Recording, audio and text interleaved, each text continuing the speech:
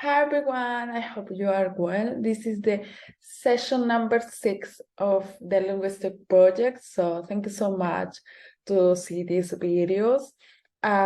Today we will continue with the information about travel. So today we will talk about the immigration office, or in Spanish, Oficina de Migraciones.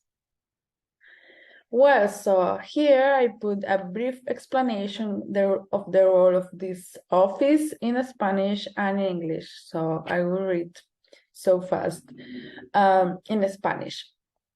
El rol es controla el ingreso o egreso de personas en el territorio en fronteras, aeropuertos y puertos.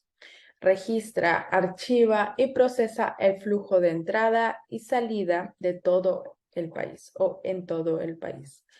Evalúa y otorga los distintos tipos de residencia de extranjeros y cambios de categorías.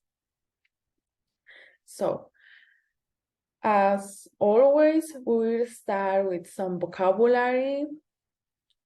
The first, again, I know that maybe I put some vocabulary in more than one slide or one session, but I think it's important to remember that. So the first is boarding pass. In Spanish is billete de avión o pase de abordar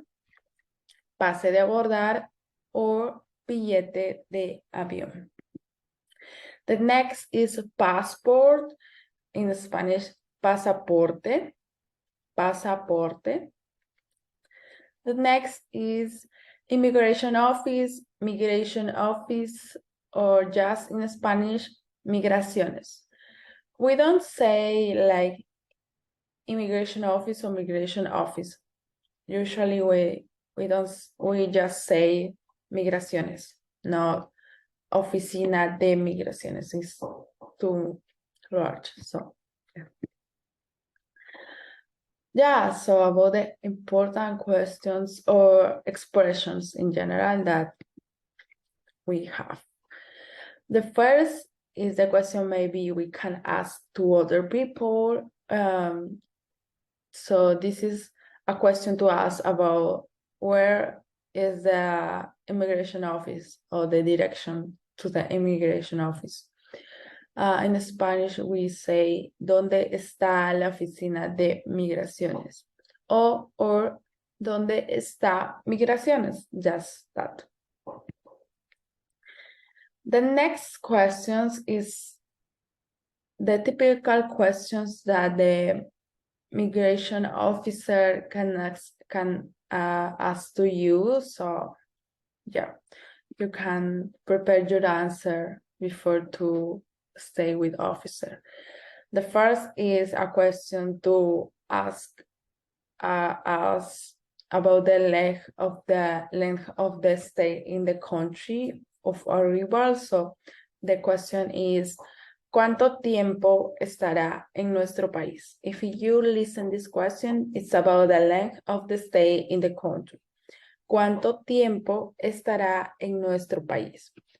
Or cuánto tiempo estará and the name of the country, like cuánto tiempo estará en Colombia.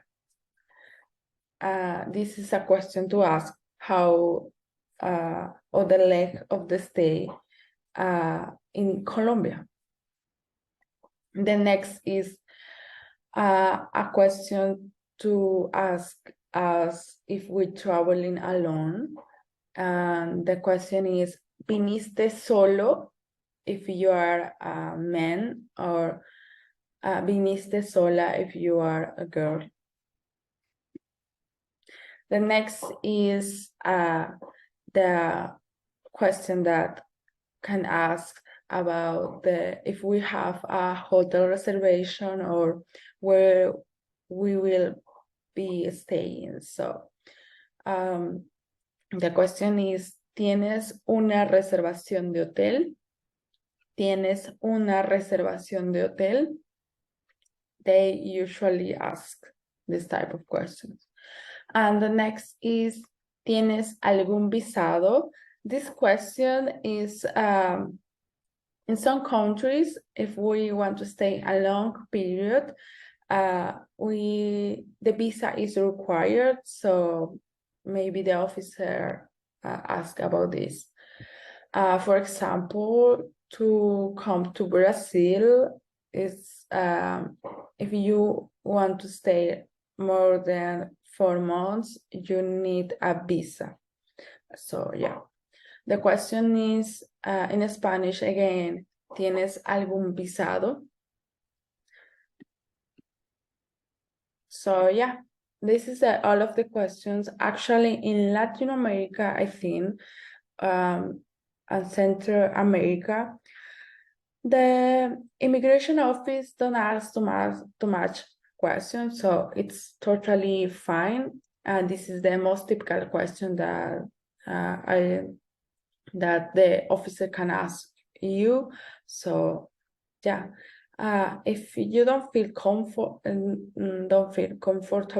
with the Spanish, remember that you can ask to if the officer can speak you or can ask you in English.